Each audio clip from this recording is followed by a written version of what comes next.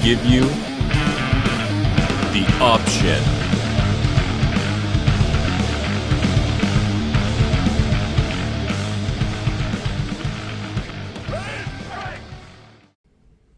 What's going on, everybody? Welcome back to today's show. Our topic for today is zero wide receiver draft strategy. Is it viable? What do we think?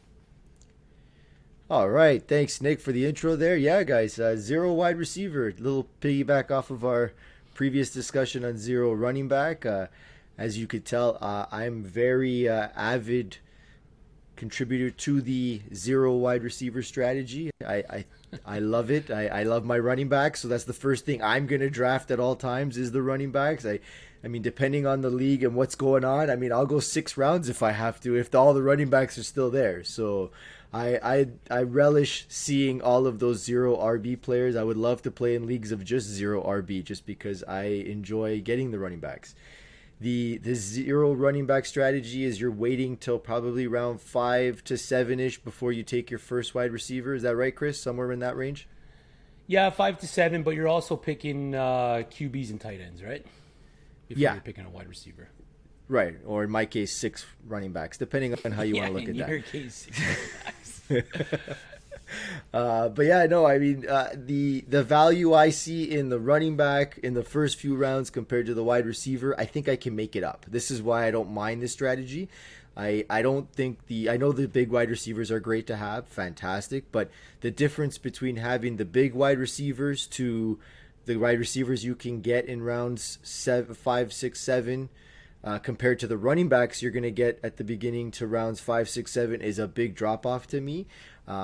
You can start 2 wide receivers per team and sometimes 3 depending on the personnel set that they go with, and you know, most of the time you're throwing to either side or you have those 2 alpha receivers that you're looking for. Some teams run 3 of them, like my Dallas Cowboys.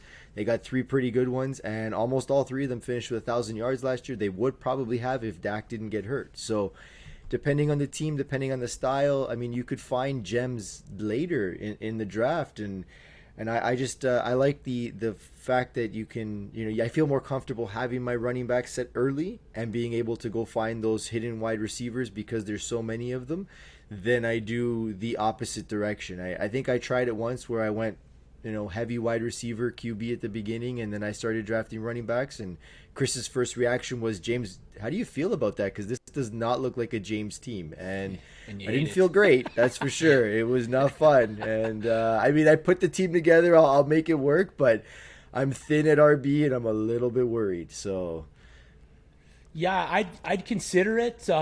Maybe depending on what the board is going to give me, but ultimately, the running backs drafted, the top 24 at their position, only average about 56% of them finish among the top 24 in running backs. So that's just over half of them. However, on average, 66% of wide receivers drafted in the top 24 finish among the top 24 wide receivers. This is all to say that wide receivers near the top of the draft tend to be a little bit more predictable than running backs. So if you're looking for safety, then avoiding wide receivers early may not be the way to go. fair enough. I don't mind that. But on the other side of that is like, okay, well, I'm safe here, but if I don't have a running back that's going to be able to start for me and get carries, and I'm starting a backup running back and I'm hoping for an injury or whatnot. I'm not necessarily saying go zero running back. No, I'm saying I don't get go that, zero wide but receiver in the first 6 rounds, because the gap between the top wide receivers and the bottom wide receivers, if you're going 6 running backs right away, the wide receivers that you're going to get, the gap between the ones that you could have gotten in those earlier rounds is much greater. So if I want to build a more balanced team, then zero wide receiver is not the way that I would approach it. Well, if you're going well balanced, you're probably not having any of these strategies, and you're just going to go 1-1-1-1 and try to get the best available for each of those positions. Sometimes, yeah. But right. But I mean, you're also factoring the QBs and whatnot. If I get a shot at this strategy and I get the top end QBs before the other guys do, plus I get a few top end running backs, I mean, in a, what's it called? Superflex, that makes my QBs a pretty good position. Yeah. makes my running backs pretty good position, and then I'm filling in the holes of the wide receiver. Plus, on the waiver wire, I think I could find better gems throughout the season with a wide receiver than I could with a running back because I won't have to fight the other guys. Man, I don't know about that. I think it's harder to replace a stud wide receiver on the waivers if one goes down than it is to replace a stud running back, only because the running back coming in to take over for that position is going to get those snaps. Whereas a wide receiver that comes in isn't necessarily going to get those targets that a wide receiver one had gone. But not all those running backs are as good as the top He guy. hit the bell, So, James. I mean, Zip it. it doesn't Zip matter it with the up. bell. I'm still Wrap it up. going. It's not Mute over. him. Mute No, him. it's Mute not him. over. Deduct This the is points. not over. Mute The him. bell's been brought. We gotta This is wrap it not up. over. Guys. No, Gotta no. wrap it up. Get to Final the next comments. one. Those Final run- comments. Those Zip, running mute backs him, may mute not him. be Yeah, I as wanna good as hear their it, mute him. starter. No.